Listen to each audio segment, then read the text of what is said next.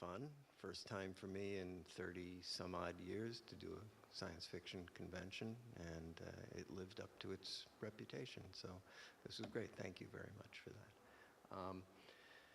I hope all of you are able to sit and watch what is essentially going to be a 300 slide show. I'm going to go through this. I'm going to go through this really fast. Yeah. This is a presentation of pretty much my entire career up till now, and it's arranged chronologically, and I will do my best to annotate it. I don't mind if people have if they want to scream out a question in the middle of this, that's fine too, as long as it's civil. So I'm just going to get going on this.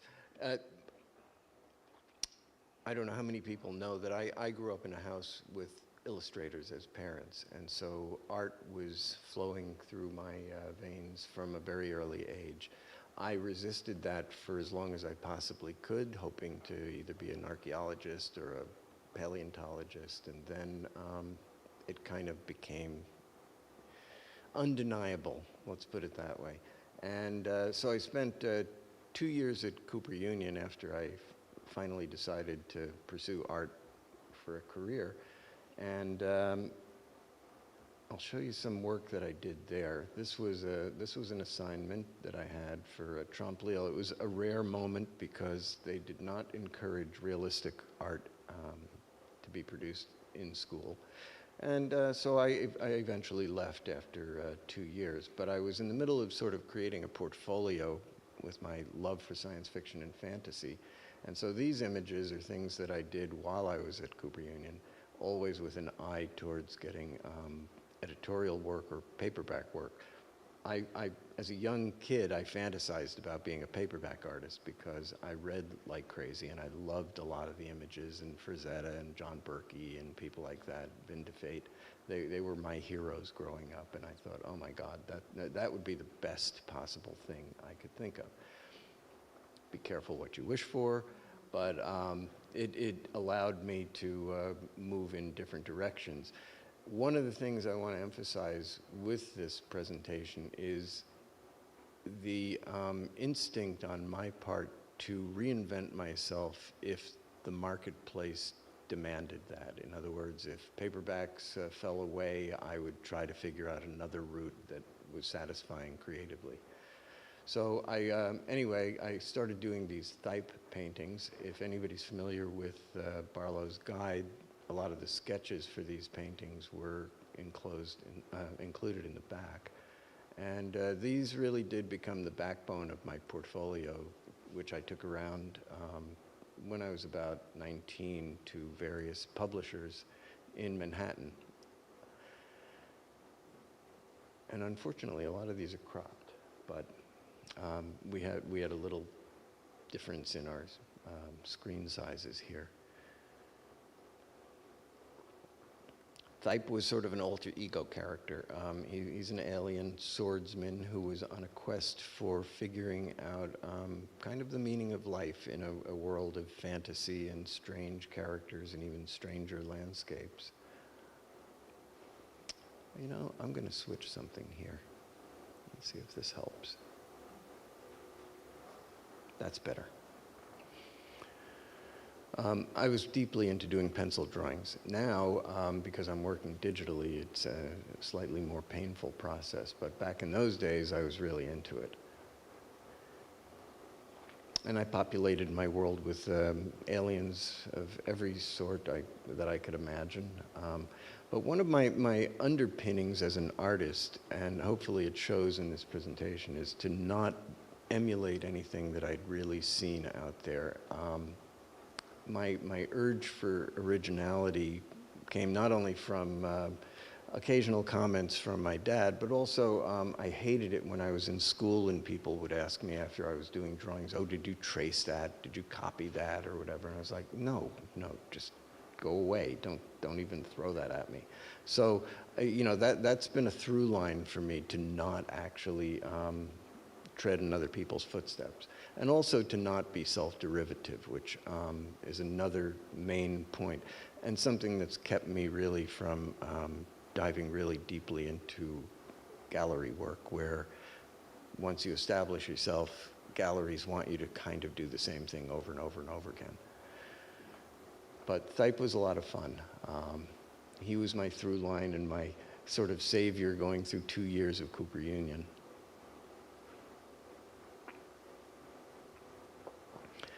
And as I mentioned, I took my portfolio around to a number of places, got my first job at a magazine called Cosmos, which was art directed by Jack Gaughan, who was a very, very prominent paperback artist at that time. And happily for me, he saw something in my portfolio that he felt he could use for the magazine, and I did a few pieces of color work for him.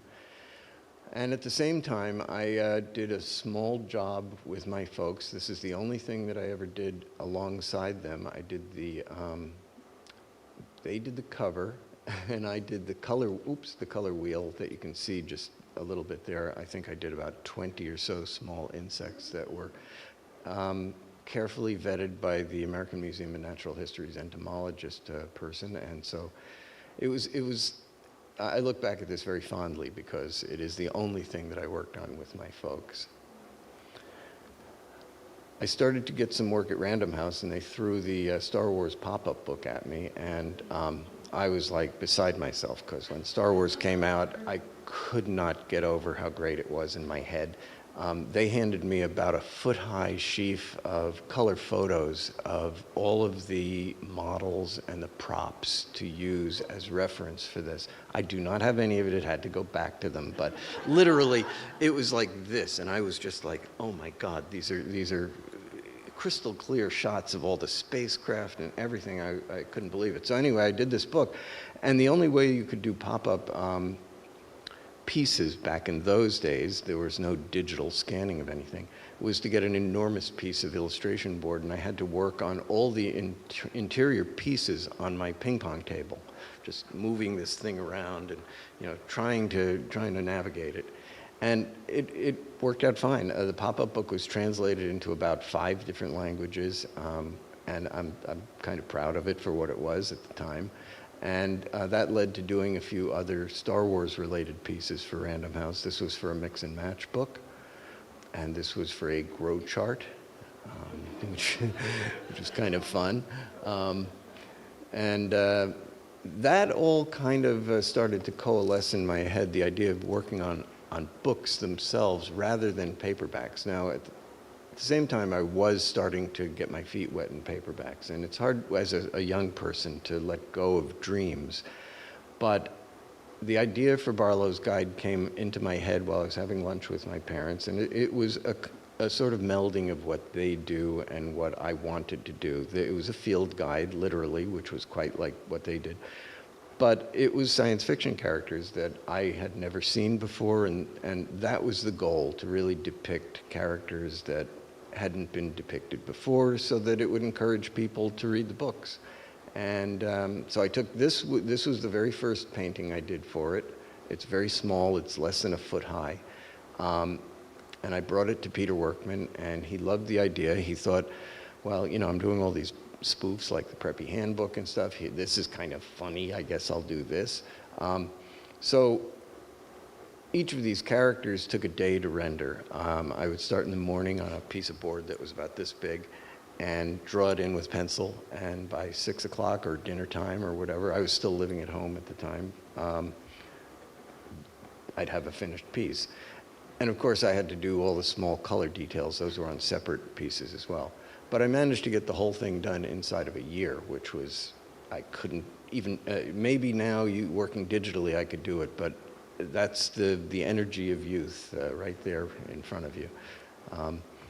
The book did really well. It sold close to 500,000 copies, courtesy of the book clubs and Peter marketing it correctly. Somebody came up to me the other day and said, this was the right Guild Steersman, and somebody needs to see it in Denis Villeneuve's movie. Good luck.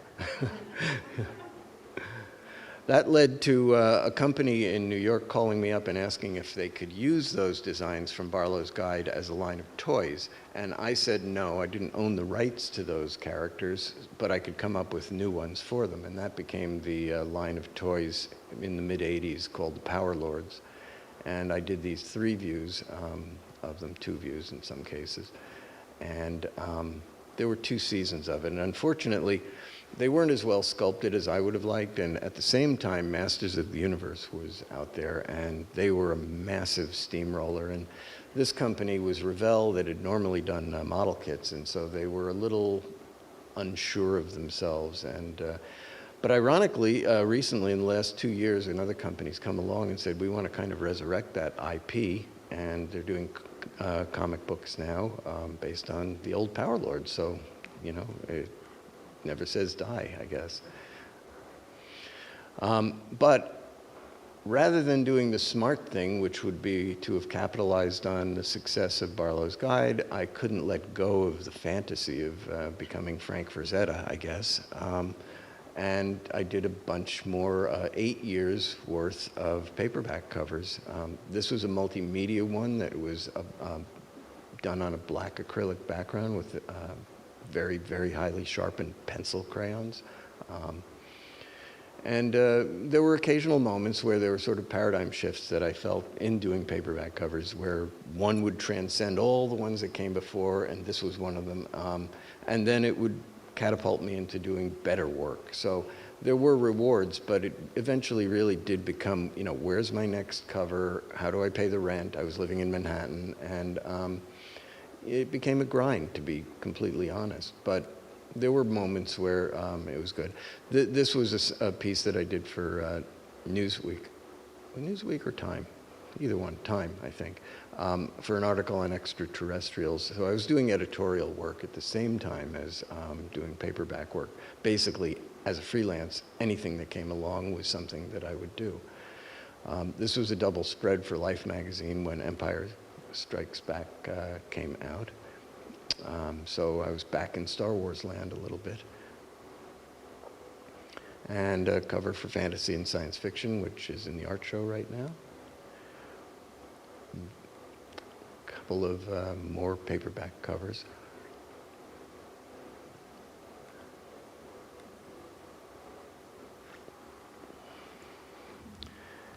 And this was for a Tanith Lee novel. I love Tanith Lee's writing, and we had a nice relationship. She wrote the foreword to Barlowe's Inferno for me, and I did covers for, I think, 4 or 5 of her books. This is another one. I always shot models when I was doing it, which was the normal thing that most paperback artists did. Additionally, I made it a point to read every manuscript that I ever got assigned a cover for. And it was my goal to put a smile on the face of the authors more than even the fans. So whenever I heard from an author telling me, yeah, you nailed that, it was really gratifying. And that's me way back when, the cheapest model in New York. And this is your lovely program cover. That's Corbin Burnson, who went on to become a star in LA Law. He was a really great model, and I used him on about 6 covers. Here's another one. This character was sort of James Bond in space, so it seemed appropriate.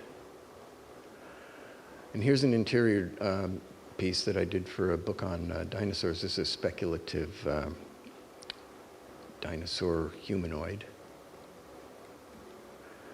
And this was one of the last covers that I ever did. I did it when my first daughter was newborn, and I was looking at myself in the mirror and saying, how am I going to do this? Her crib was right in front of my drawing table. It was a small 1-bedroom apartment. I was losing my mind.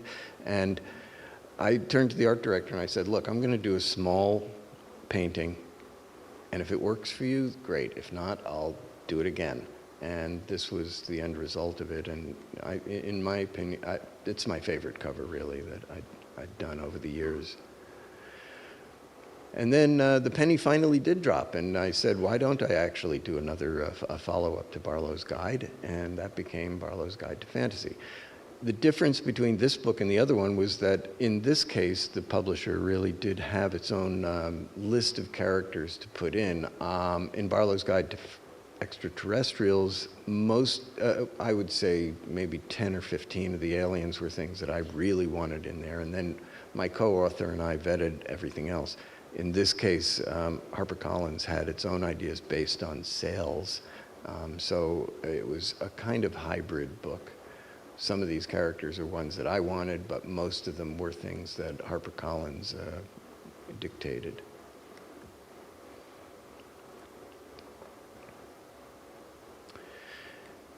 And then, wearying of publishing, I decided that a gear shift needed to happen, and I've always loved dinosaurs, and so I did a couple of portfolio pieces of dinosaurs and took those around. And my goal, of course, was to segue into the more scientific realm and work with scientists, and that's what I wound up doing for 2 books. This was a piece that I did for myself that wound up in, I'm trying to remember which book, but it now hangs in our dining room, so that's good enough. I developed a technique for doing the scales on these guys. I would paint their bodies in fully modeled sense, shadows, highlights, and then I would work a Prismacolor pencil in and do all the scales as minutely as I could. And it was such a time-saving venture that it wound up being used in The Alphabet of Dinosaurs.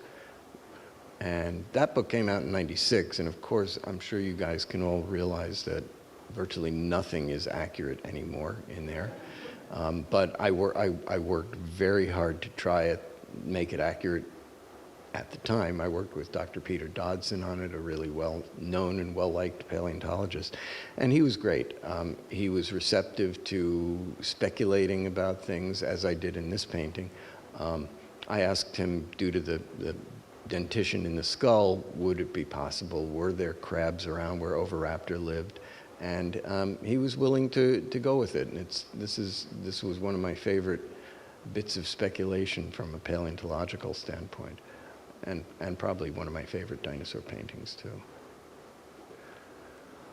But my goal with this book was to really show interactions between unusual dinosaurs and in this case, a scorpion, and to make it colorful, to break the colors up in ways that kids would feel it was enticing to keep thumbing through the book.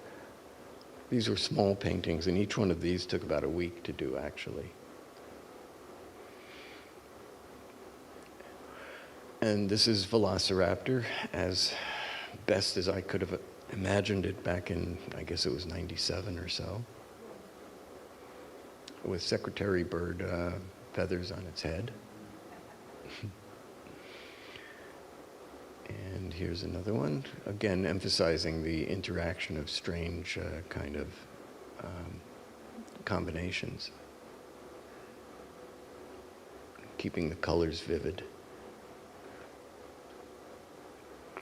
This is one of my pencil sketches for a painting. These next slides sort of show the evolution of a painting. I would work on this. This was on tracing paper, and then I did this, not the best slide of it, but this was a paint sketch that's very small, probably about 8 by 10 inches. And this is the finished piece. And still one of my favorites.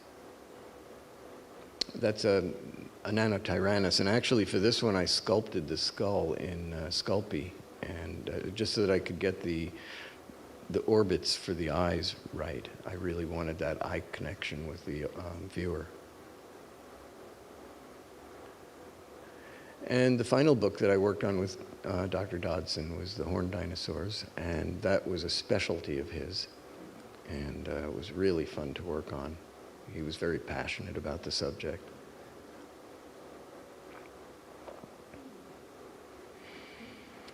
Again, an unusual outcome.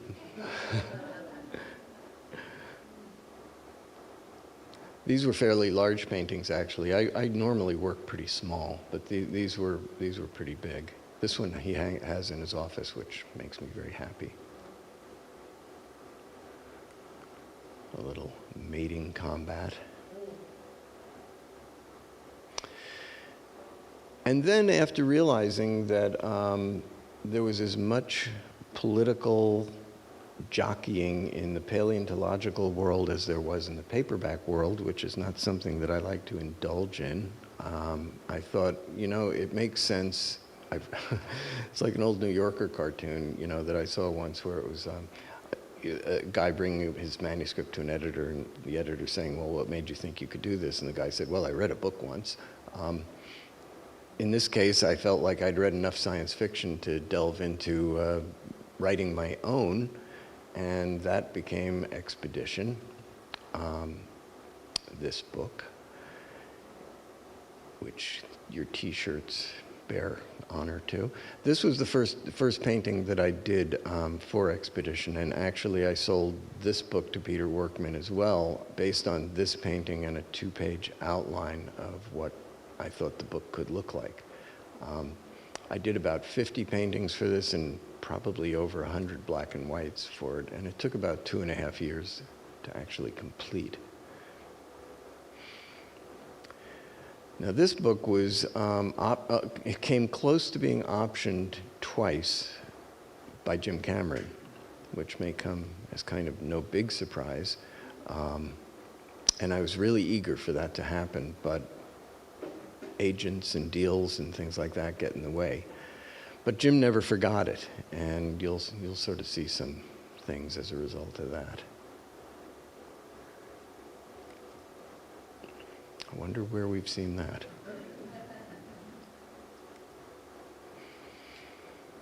It was a blast working on this book. It was in my mind to make it relatable, but to also put things in it that were not relatable like this. The daggerist, you could almost imagine that running around on our planet, but I made sure that without eyes, without fur, that I was keeping it a little bit distant from that. And then I went back and sort of thought, well, some of these really need to be a little more outre, and this is one of those. This is one of the last paintings I did for the book.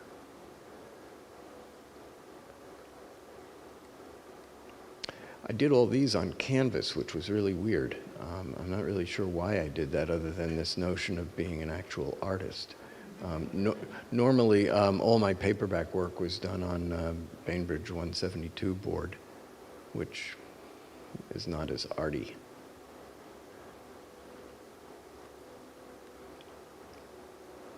That's an Eosapien, the only thing that's almost intelligent on Darwin 4.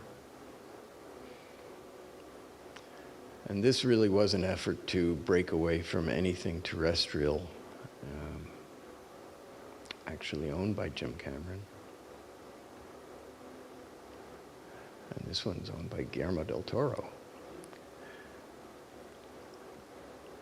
And that all culminated in a Discovery Channel show, which maybe some of you have seen. I think you can still get the DVD. By now, it came out when I was working on Avatar, and by today's standards, the CGI is not really up to snuff. I would love to see it either revisited or something similar to it. But it was a funny show because Discovery Channel was in the midst of changing its sort of underpinning as a science channel versus a more popular channel. And they were changing their hierarchy there. And at one point I heard from the producer that they thought that maybe just having a bunch of scientists talking about life on another planet, sitting around a table, would be just fine. And thankfully, they didn't go with that. My original idea for the show was that it be a sort of Richard Attenborough exploration of Darwin 4, where you're following a migratory herd and little adventures on the side and predators and all those kind of typical threats that you see in those kind of Walking with Dinosaurs or Prehistoric Planet shows. But it probably wasn't cost effective at the time, and again, you know, the Discovery Channel hierarchy was not in the mood for a fully CG hour.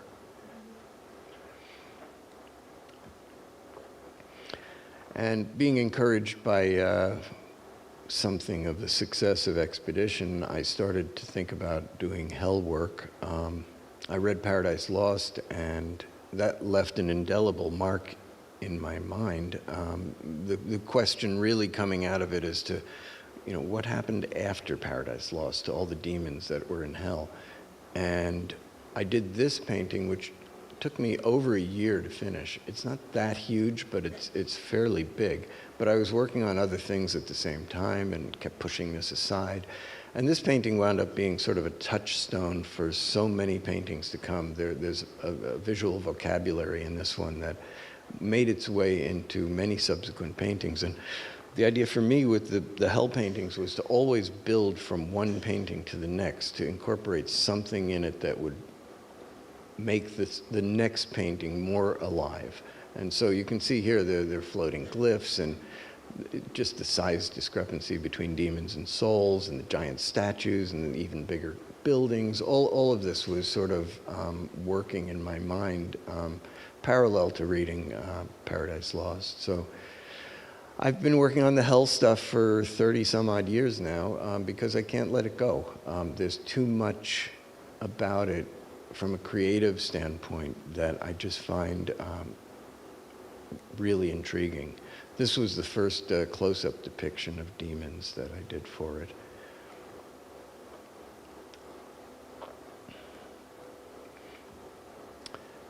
And the first collection of work came out as Barlowe's Inferno from Gallery Morpheus way back when. And a follow-up was Brushfire. And that's yours truly from way back when, a weird self-portrait. This is Baron Farai, for anybody who's read God's Demon.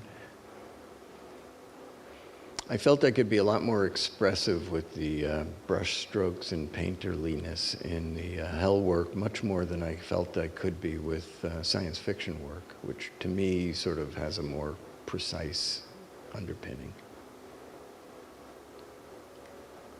That's Hannibal. And this was one of the first abyssals that I painted, a creature indigenous to hell. My basic idea for it really is that hell existed prior to the demon's fall. So it was a fully fledged world with its own indigenous people and creatures roaming and its own sort of physics. And the biology of it is very different than what we have here. And that's really fun for me to explore. And that's Lilith, based on an ancient Sumerian tablet. I'm a big history buff, so a lot of this stuff has historical resonance. This guy is based on a Moche, god of death, I guess. So there's some of that iconography from that culture in this painting. And this is Moloch.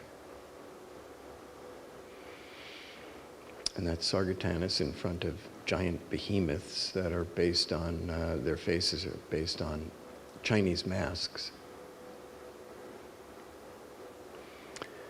And Sargatanus Descending, which was my homage to William Blake's paintings. And here's Sargatanus himself. This was maybe the largest painting I ever did, actually. And a succubus. And a Decurion. And a little bit of an homage to Dutch masters and their medical examination paintings. These are some demons being summoned out of the lava.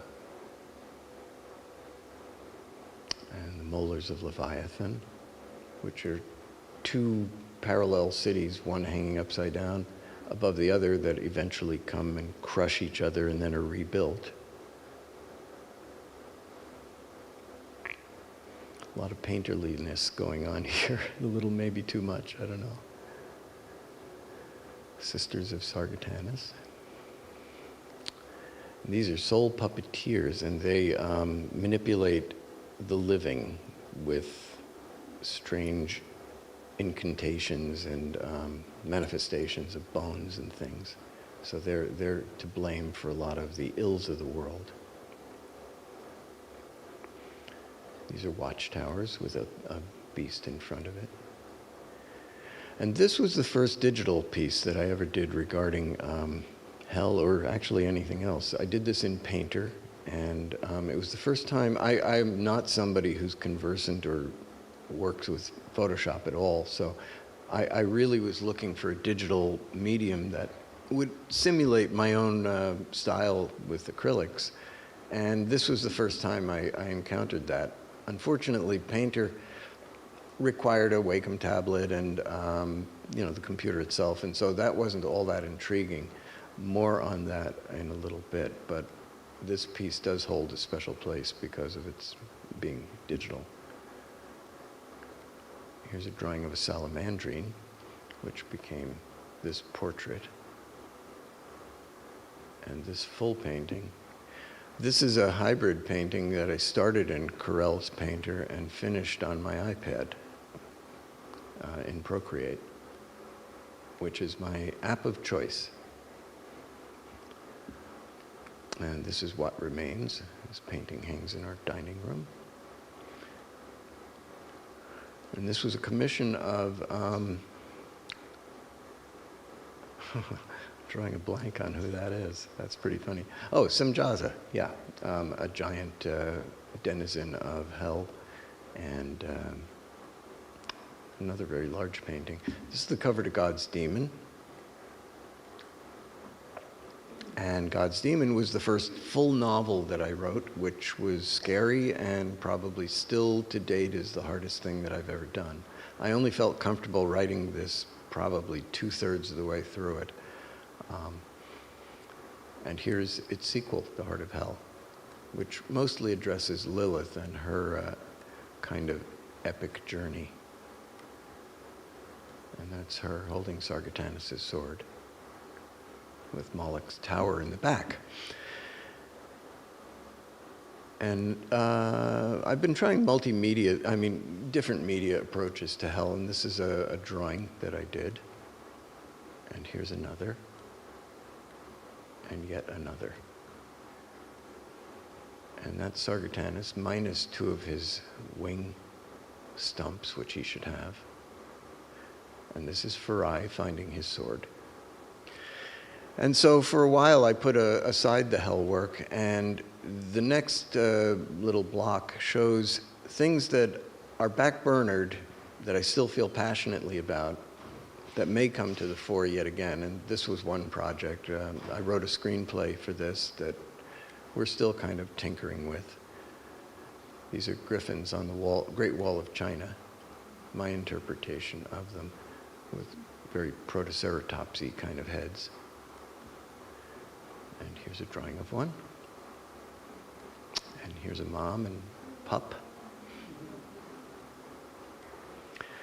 And this is a Japanese phoenix. And here are some manticores in India. And this is a tonifa from New Zealand. And I actually was in New Zealand, and the background that you see in this is a photo. Well, it's not a photo, it's me painting from a photo of mine. And here's another project that's kind of backburnered, but again, a lot of fun to tinker with. I post on Instagram images occasionally from this. It's a world where the creatures are only plants.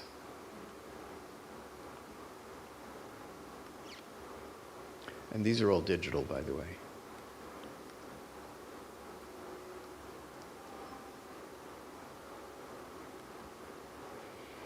And that's one of these sentient creatures there. They live in giant gourds. And now on to the concept work.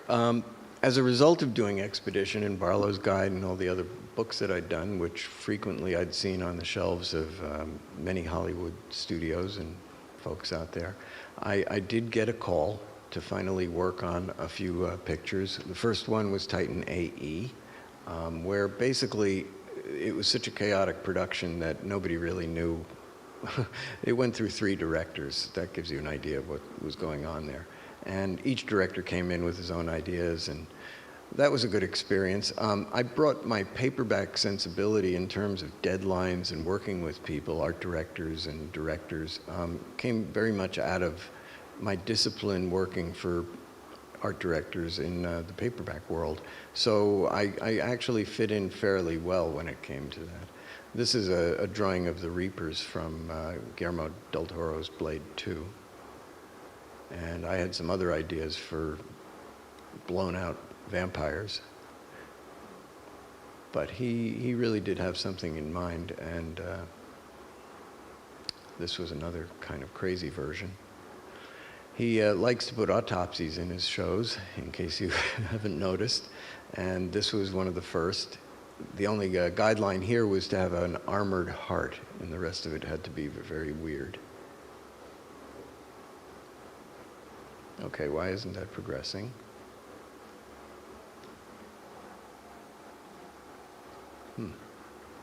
Now it is. These would take roughly a day to do in the studio. This was some work I did for Babylon 5. It was an early iteration of one of the Stargates there, which then became this. As you can see in the lower left, it had to open in a particular way. And these were some early sketches of the creature that came out of that gate. And this was what it actually wound up looking like. With little call-outs. And then we move on to Harry Potter. And I worked on Harry Potter 3 and 4, and 3 really is an enormous showcase of design work that I did. As with all Hollywood things, nobody can take real ownership of any single thing because it's always a team effort, and the team begins with the director, who has very, obviously important input. But then there are sculptors, and as things get sculpted, things change, and this was a version of Buckbeak that I did. And these are all done in Wolf carbon pencil. I spent about 2 weeks in England working with them, and then spent another 6 months at home generating nothing but one black and white drawing after another. A little internal anatomy. And Lupin. Lupin evolved out of this drawing. And if anybody has to use the restroom, this is the halfway point. This drawing appealed to Alfonso because it was more expressive. It was very different than any werewolves that he had seen before, and I was delighted and did some head studies. And that's what he kind of wound up looking like. And I did some monster books, which were fun. I did about 6 versions of these guys. Again, trying to make sure that when I work on a film, I make sure that every drawing is significantly different than the preceding one, just so that I give the director a palette of choices. And these were all rendered up almost verbatim.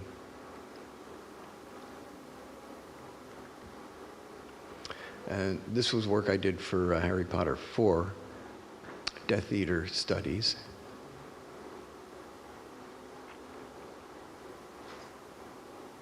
Under the brilliant production designer Stuart Craig, Sir Stuart Craig, I should say.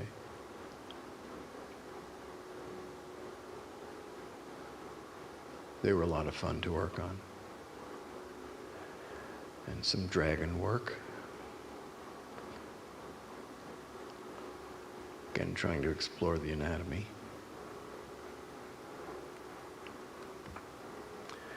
And they asked me to take a shot at Mad Eye Moody's leg, which on the face of it, it stopped me in my tracks briefly. But then I thought, this is a great way to explore as many different mediums with it as possible, materials.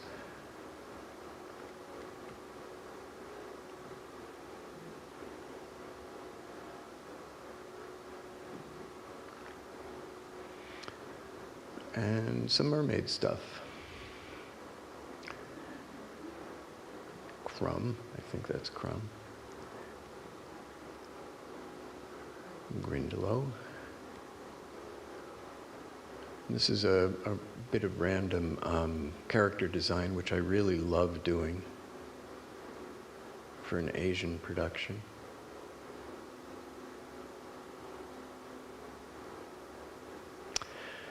And while I was working on film work, I was also getting some game development work to do, and Dante's Inferno came along, and I wound up being essentially the art director on that. Not the art director, but an art director. They were very, very happy to have me ideate much of it based on the fact that I had spent so much time doing hell work. My goal was to make sure that it didn't tread in the same places that my own hell was going. So I had to sit back and really come up with concepts that were completely different than that. I did not want any crossover. And they were totally good with that. It was a great job. They were great people to work with. This is Charon and the Whore of Babylon. And this is my idea of gluttony, just mouths everywhere.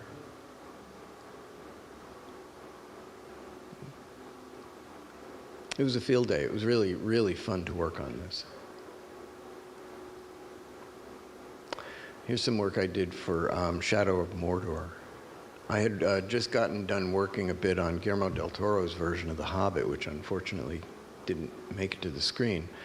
And none of that work that I did for them, as well as anybody else for Guillermo's show, is actually allowed to be seen, so I can't put it in this presentation. But this was work that I did shortly after getting back from New Zealand and working on that. And I love Tolkien, really, honestly, probably my favorite fantasy writer, other than E.R. Edison. So this was a blast.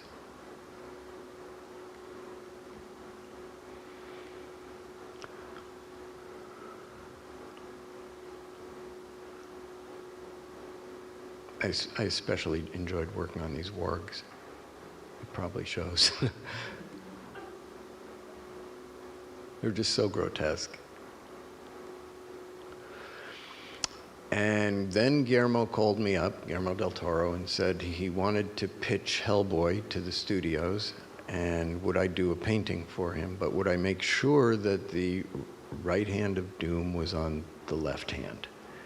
And I said, sure. And that was because at that time they weren't really sure that Ron Perlman could actually act sufficiently with the hand on the correct, on the correct hand. So I dutifully did that. This was the painting that I submitted to him. And the rest is history. We have two Del Toro Hellboys and God knows how many of the others. I was asked to redesign Abe Sapien and make him more beautiful than he was in the comic. And so that was the result. And Samuel was originally going to look a little bit more like this, more like a sumo wrestler married to a Cthulhu god. And that changed, as happens on productions, into this, more or less. This was the first drawing that I did of the final version of Samuel, based in large part on a lion's skull. This is an enormous creature that floats around in space. And you can see right at the bottom the Empire State Building for scale. And Hellboy 2 had a lot of really fun things to delve into as well. This was the Angel of Death idea that I had, at least one version of it. And that's its head from head on, and a goblin.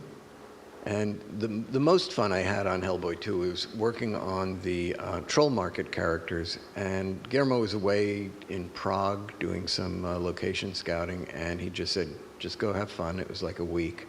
And I came up with a lot of creatures that I'm really proud of. And they translated them almost verbatim. So I have these side-by-sides of the drawing and the actual costuming to sort of show that.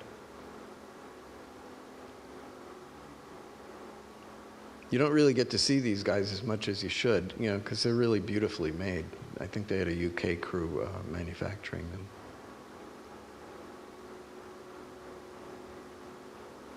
It's a little organ grinder with his little guy on the organ.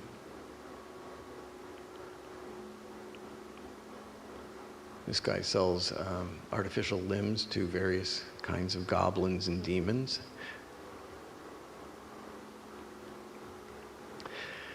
And in 2005, well, in 1996, I got tapped by Jim Cameron to conceivably do the underlying work designing Pandora.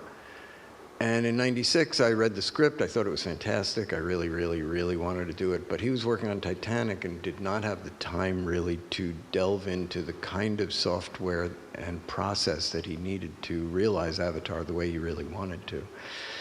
And it took a few years. And in 2005, I was contacted, and I went out to LA and sat down with him and the producer and the production designer, and agreed to work on this as the head creature designer.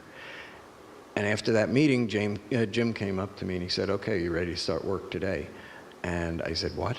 I only had what was in an overnight bag with me. And he set me up in his lower house, and it was a pretty scary moment for me. I was the only person at a drawing table sitting there trying to come up with things and choking to a small degree, but it all worked out really well, and I spent about a month and a half or 2 months doing as much concepting as I possibly could. These were pages that I did with ballpoint pen, just kind of getting the general sense of what he was looking for. And they're very quick studies. He really liked this one, and it kind of became that one. These were not done digitally. These were colored pencil on Xeroxes, because I was not in any way, shape, or form up and running digitally. And this fan lizard was the first drawing that I did on it, and it was approved right away, and was probably the easiest approval I've ever gotten, and I'm proud of that. And here was one of the first hits on Neytiri. And I explored, at the time I was delving into, I was a Formula One fan, and I was using some of that aerodynamic form for some of the aliens, and I introduced it a bit into the then Na'vi. But you can see that here. Because of the atmosphere on Pandora and some of the other strictures in the script, I thought it made sense to go fairly alien with that kind of body contouring and language. And that was dialed back considerably, because I think Jim felt it was a little too strange.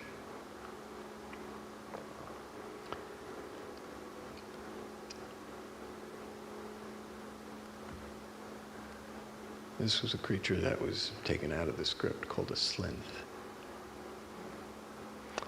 And this was my first sketch for the Great Leonopteryx. And this was a more finalized version. I did about 6 or 8 different color passes on this, and this one was sort of close, but they had somebody else brought in to do, I was sort of a pathfinder along with 4 other artists to get the initial concept down. And moving on to John Carter of Mars. I did Green Martians for this show, and I couldn't have been more excited to do them. The first science fiction book I think I ever read was A Princess of Mars, and it holds a beloved spot in my heart. And so I was exploring all kinds of Moroccan sort of templates for weaponry and accoutrements, and the creatures were really fun to do.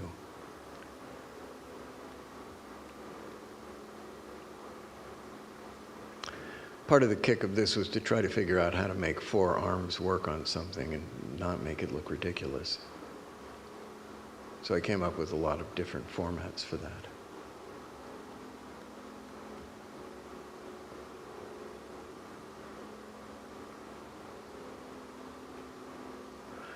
They ultimately went with a more stripped-down version, which made me a little bit sad.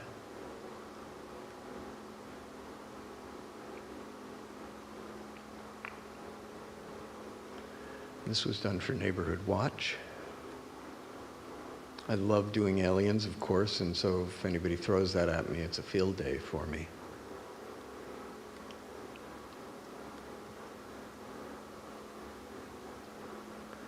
And I particularly love doing head studies. Pacific Rim, knife head. This was a painting that Guillermo had me do of him after I designed him.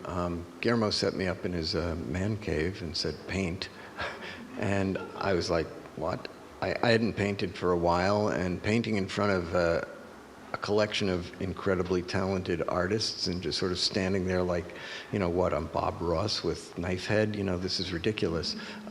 It was really nerve-wracking, but I think this painting came out well, and a following one that I think I have in here.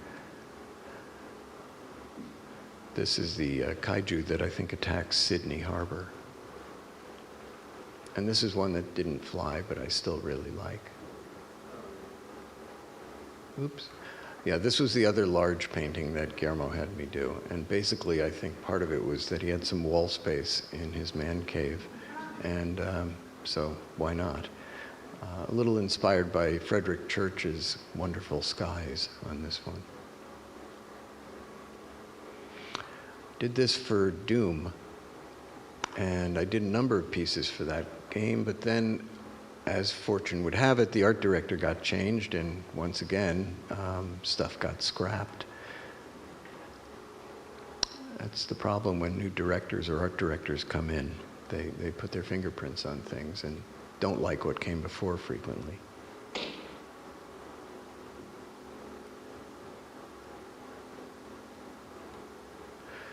And this is a design I did for Rings of Power.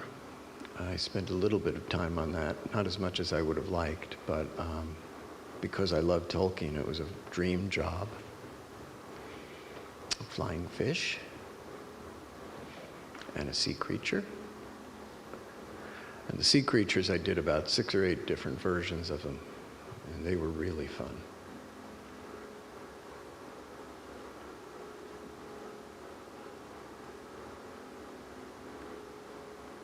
This was one of the ones that was coming close to being approved, and it really doesn't show up that much in the show anyway, so it was kind of a funny assignment, but I was happy with this. And I took a brief hiatus into the world of collectibles, and was contacted by a man in China who had the wherewithal to put together a 1/6 figure. I'm a collector of 1/6 figures, so this was a dream come true. And we had Simon Lee, the fantastic sculptor who I'd actually worked with on Pacific Rim, do all the detail work on it. And it's one of my prized possessions, really. It's a beautiful figure, about 18 inches high. But I had to do all these kind of very elaborate drawings for the sculptor. And that's Lilith. We thought we would be doing more figures, but unfortunately that hasn't come to pass yet. These are Lilith's hands with incised symbology on them. And you saw a painting of the Decurion earlier, and this was a drawing of the proposed figure and Hannibal. And here's the figure in all its radiant glory. This is Baron Farai from God's Demon. It's highly articulated.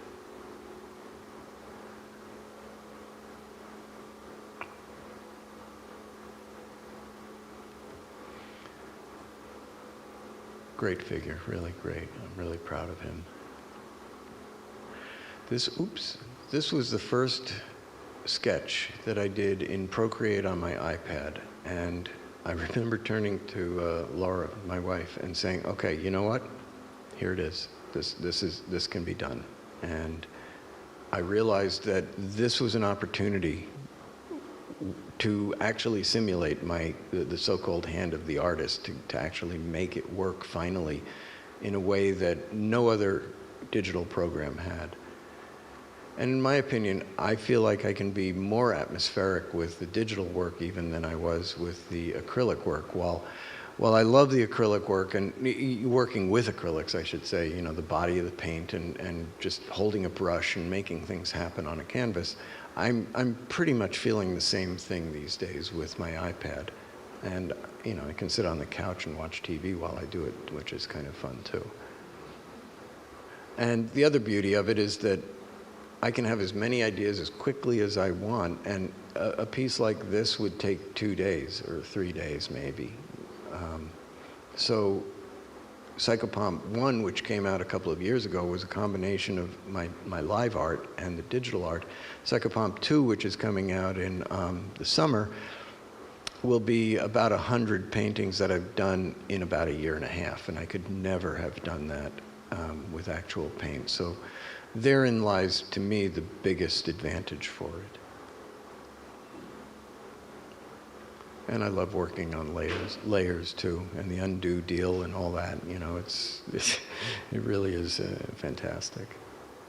We won't go into who the model for this was.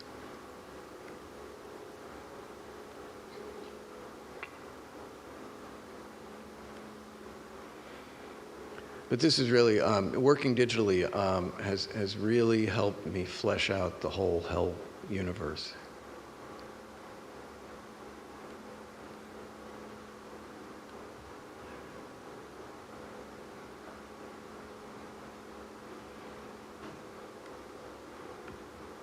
That was a parasite.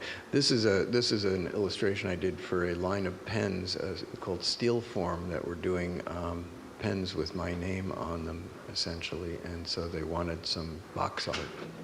And it was fun to try to figure out the box art and positioning and all the rest of that. These are some sisters of Sargatanas, having done some foul deeds down there.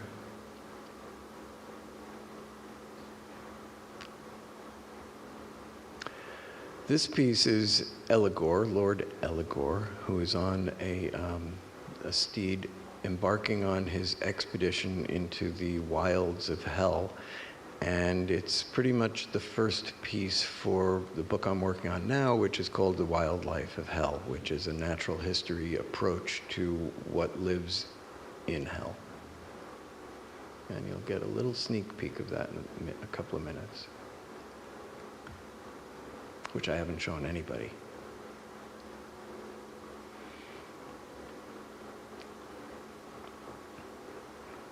This is a little peek at heaven, or the above, as it were.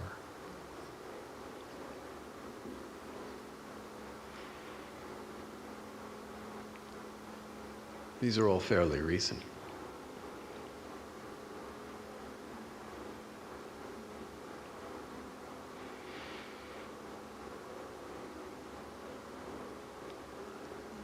This one I finished about 2 weeks ago or 3 weeks ago. And this one I finished last week. And they will all be collected in Psychopomp. This is a mock-up for the Wildlife of Hell book that I just mentioned. It's not what the final cover will look like, but I just thought it would be good as a placeholder here. And this is Eligor. He will be on, this painting will be on the frontispiece of the book. And again, the expedition. These are some of the creatures that they ride. And these are some creatures out in the wastes, scavengers. This is the Salamandrine Guide. Some bird-like creatures. Here's a hellmouth, which I think we're going to venture into. And I'm doing some accompanying black and white call-out kind of drawings along with the color pieces, and this is one of them. This is a small scuttling creature that grabs bits and pieces of souls and pulls them back into their burrows. And this runs around on lava. And you don't want to meet this guy. And this is a construct made by Beelzebub to go hunt for souls out in the wilds, the wastes. And here's a creature called a gouger and its family. And that is the end.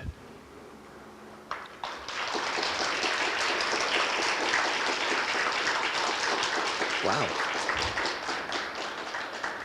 I don't believe I pulled that in an hour. That's like a world record for me. Does anybody have any questions? Are you allowed to have any questions? Time-wise? No? No questions? Oh, sorry. 5 minutes? Cool. Okay. So I think I wrote down this question in 2008. Mm-hmm. Oh, wow. There's something went through the features and that kind of happening. My question is, your Angel of Death is my very favorite character that has stayed with me for years. It's felt like it channels the ancient, terrifying, biblical accurate spirit. Little eyes, unknowable, divine beyond comprehension, and it's a disturbing dichotomy of blind and all seeing. So my question is, how intentional was that using the placement and number of eyes to suggest that it's not just watching, but perceiving in a way we can't understand? Also, Nine Inch Nails. Oh boy, are you going to hate this answer. Okay? I didn't design him.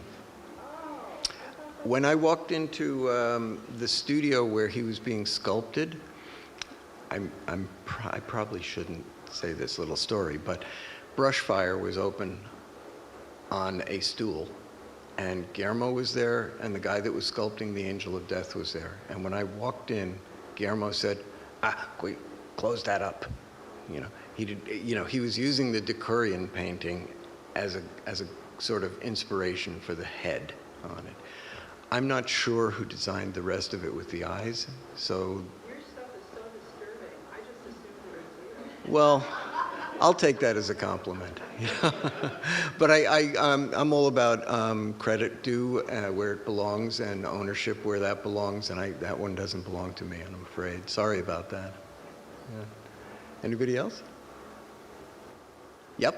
Just, it was one of those wonderful accidents where I came across in a secondhand bookstore a copy of God's Demon, and I didn't even connect with it until I got to the con this week with the field guide as extraterrestrials. Which was another book I loved from so many years ago.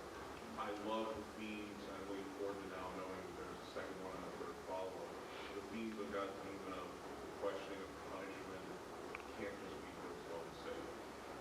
I just want to thank you for those themes of it doesn't need the reflection as what good doesn't really do. Yeah, that's great. Thanks for mentioning that. And I'll keep that in the back of my mind as I'm writing the third one, too. So thank you. You're hearing that from someone who knows the first one, but not the second yet. Yeah. So I'll catch up. Second one's a little different, but, hopefully you'll like it.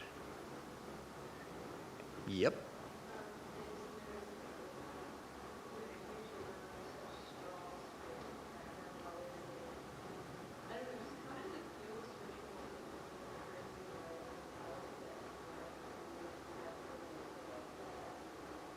Wow, I could only hear a bit of that, I'm afraid.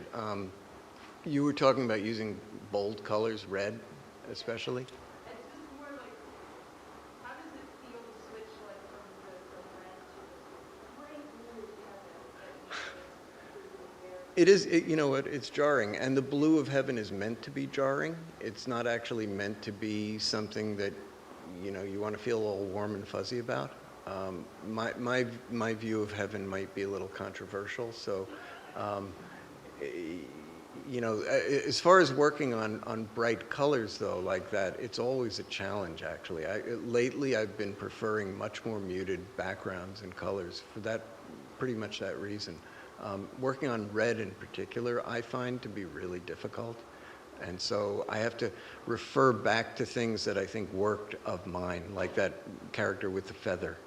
That one works for me. So if I choose to go in that direction again, I would probably use the same color keys and all the rest of that to make it work. That's about as far as I like to go with self-derivation, if you know what I mean. Anyone else?